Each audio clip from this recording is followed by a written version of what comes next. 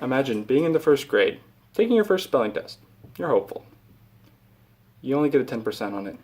The girl next to you, however, got a 90%, yet she's crying about it. You're wondering why she's crying. You ask her. She says she feels like she's going to get punished for not getting a perfect score.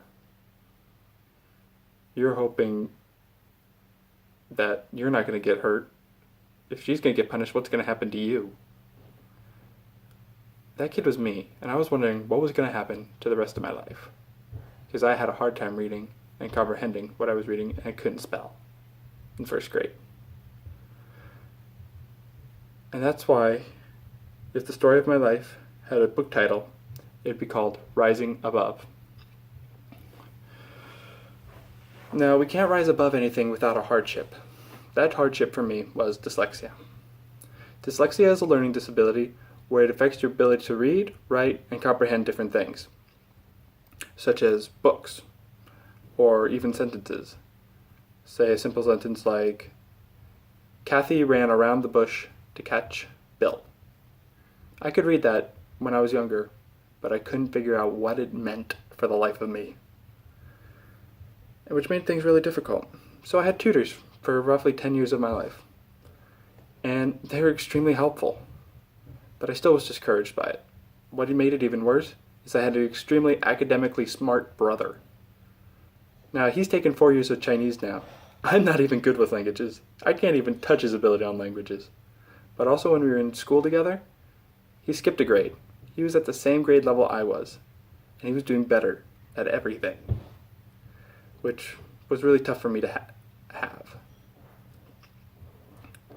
But with that, I found confidence in something else.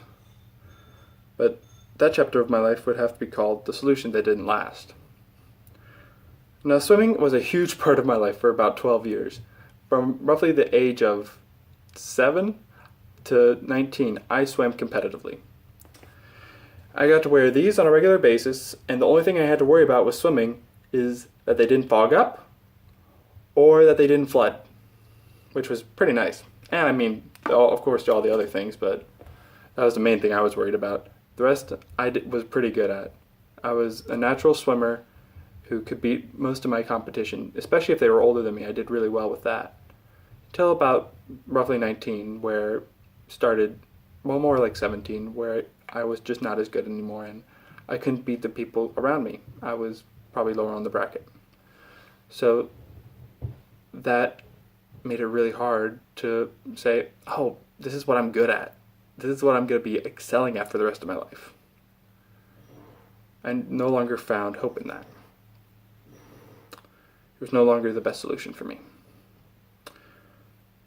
But the third and final chapter of my life would have to be called The Solution That Kept on Fixing. The biggest change in my life was coming to a saving knowledge of the Lord Jesus Christ.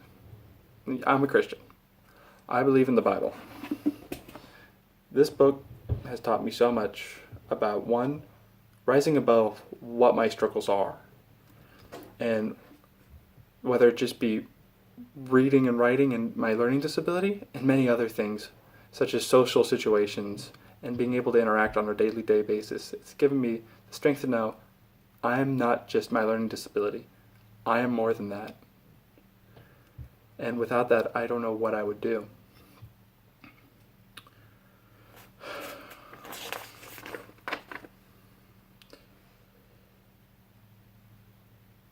I never thought I would be impaired to the point where I struggled. But I was.